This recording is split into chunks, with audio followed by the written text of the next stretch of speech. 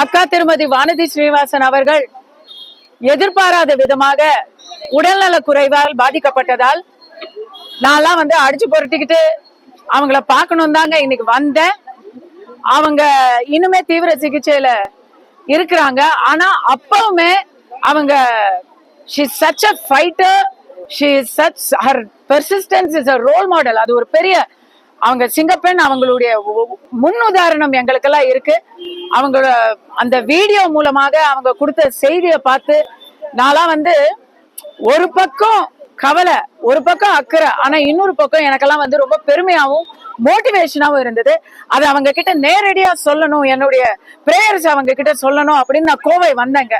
வந்த இடத்துல இன்னுமே டாக்டர்ஸ் என்னை இன்னைக்கு அலோவ் பண்ணல, நாளைக்கு அவங்களை சந்திக்க முடியுங்கிற நம்பிக்கை எனக்கு இருக்கு. அதனால இன்னைக்கு கோவை வடக்குல அவங்களுக்காக நான் வாக்கு சேகரிக்கிறேன். வானதி அக்கா இல்ல அப்படிங்கிற குறையே தெரியாம சகோதரர் சந்திரசேகர், நானு, அர்ஜுன் சம்பத் ஐயா எல்லாருமே இருக்கோம். ஆனா அது எல்லாத்த விட முக்கியமா தாய்க்காக, தாய் எவ்வளவோ தியாகங்களை செஞ்சிருக்காங்க, எவ்வளவோ பணிகளை செஞ்சிருக்காங்க. தாய்க்காக தனையன் தம்பி ஆதர்ஷ் இங்க வந்திருக்காங்க. எனக்கு நானே வண்டியில, பிரச்சார வண்டியில ஏறும் பொழுதுதான் நான் பார்த்தேன்.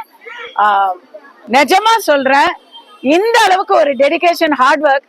அவங்களுக்கு உடல் நலம் குறைந்த அன்னியில இருந்து எந்த விதத்திலும் பரப்புரை பாதிக்கப்பட்டக்கூடாது, மக்களுடைய அவுட்ரீச் பாதிக்கப்பட்டக்கூடாது அப்படின்னு வானதி அக்காவுடைய கட்சி தொண்டர்கள் மட்டும் இல்லாம, அவங்களுடைய அலுவலர்கள், அவங்களுடைய ஸ்டாஃப் மட்டும் இல்லாம, அவங்களுடைய ஃபேமிலியும் இறங்கி இதுல வேலை செய்யறதுங்கிறது it is just an example, trailer தான்.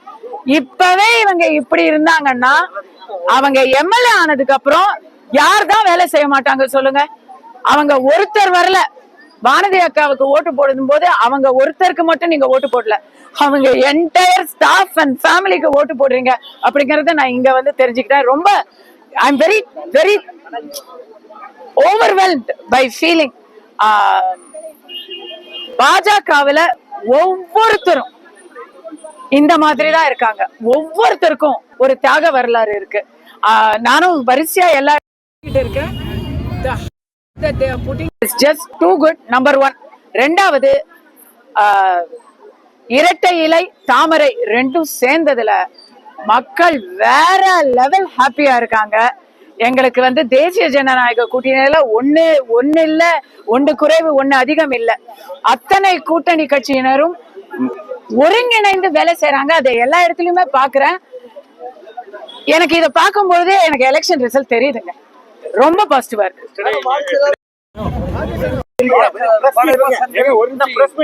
Yesterday, when you were speaking to the media, you said that in any election, the parties will resort offers, and I have worked in the Telangana election, and how come Congress came to power? How do you say that? See, both the parties are offering free things. No. நான் அதுதான் நான் என்ன, oh, you need it in English? Yeah. Okay, I have, can we do this after the commission? Yes. சரி, நான் ரெண்டுமே சொல்லிடுறேன். அன்பர் கேட்ட கேள்வி மற்ற மாநிலங்கள்ல எல்லாம் நான் தெலுங்கானா மாநிலத்துல இலவசங்களை அறிவித்து விட்டு அதை நிறைவேற்ற முடியாத இடத்துல இருக்கக்கூடிய காங்கிரஸ் அரசை பத்தி உதாரணம் காட்டி சொல்லியிருந்தேன். இங்குமே எல்லாத்தையும் சேரன்னு சொல்லி 505 வாக்குறுதி கொடுத்தாங்க. அதுல எவ்வளவு செஞ்சுட்டாங்க? கைவிரல் விட்டு எண்ணக்கூடிய அளவுலதான் முழுமையாக நிறைவேற்றப்பட்ட வாக்குறுதிகள் இருக்கின்றன.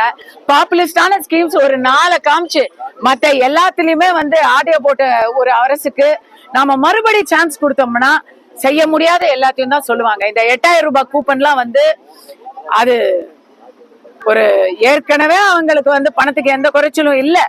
இன்னும் மிகப்பெரிய அளவுல ஊழல், கமிஷன், கரப்ஷன், கலெக்ஷனுக்கான ஒரு வழிதான் இந்த 8000 ரூபாய் கூப்பன்லாம். பொருளா கொடுத்தா அது அவங்க பேர் சொல்லிக்கிட்டு, எடப்பாடி ஐயா அவர்கள் அறிவிச்ச மாதிரி அவங்க பேர் சொல்லிக்கிட்டு இருக்கோம். அது இருக்கிறவங்க வீட்டுல நீங்க திருப்பி எடுத்துட்டு போக முடியாது. பட் கூப்பனா கொடுக்கறது, பணமா கொடுக்கறது, ஏதோ பக்கத்து தொகுதியிலேயே எவ்வளவு பணம் கொடுத்துக்கிட்டு இருக்காங்க அப்படின்னு நாங்க பாக்குறோம். ஓப்பனா சொல்ல முடியல. இதெல்லாம் விமர்சிக்கதான் விமர்சிப்போம். To answer you in English.